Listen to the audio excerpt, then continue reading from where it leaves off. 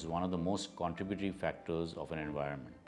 If an environment or a design of a space is too complex, it takes a long time for a person to come to terms with it because people get confused. I mean, there is this sense of confusion that is created whether one realizes it or not.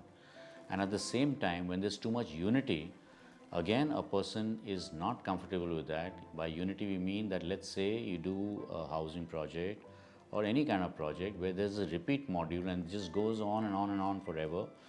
That kind of unity is very boring to look at and to perceive, and then people again get negatively affected by this.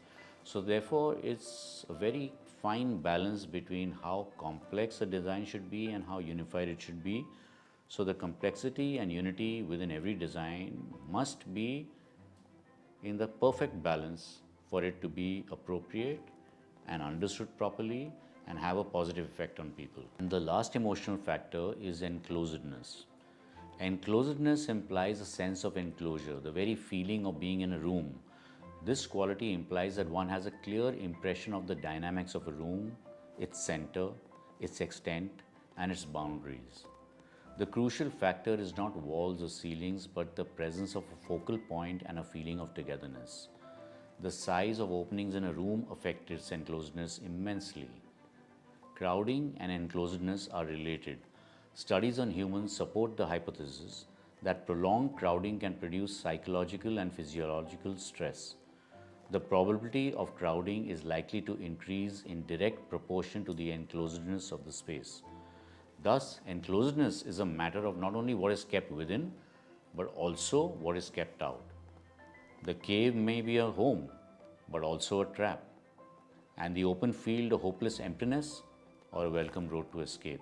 So we have very briefly touched upon the 5 physical factors and the 4 emotional factors that are responsible for the way people feel by a design and how design can either overwhelm or undermine them. So it's really important to study all of these factors to come with a cohesive solution in design that addresses the well-being of a person. When the man-made environment is meaningful, man is at home. From the beginning of time, man has realized that to create a place means to express the essence of being. The man-made environment where he lives is not a mere practical tool, nor the result of arbitrary happenings. It has a structure and embodies meanings. It is therefore necessary to reflect human needs in our architecture, which today is found lacking and is the cause of the alienated environment we inhabit. The environment can be described as an ecological system affecting human behavior in various ways and at various levels. An understanding of these patterns is imperative before studying more specific behavioral patterns. Similar functions, even the most basic ones such as eating and sleeping, take place in very different ways and demand places with different properties in accordance with the different cultural and environmental conditions. Thus, the environment must cater to existential human needs, and this can only be achieved after studying the various factors that facilitate and affect behavioral patterns. In conclusion, architecture affects human behavior in multiple ways, and a lot of people don't realize this and they don't study how architecture and design affect human behavior, not just physically but emotionally as well. And a study of all of these factors is imperative before embarking on a design solution for any client, any group of clients, any kind of people.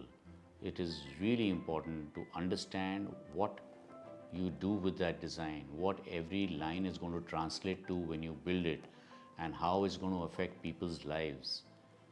What is somebody going to see when they walk into their house? Is there a focal point? Does it look out at a garden, or is the next building too close? These are just one of the factors. It is really important to understand all these factors and try and incorporate them within your design to create design that is holistic.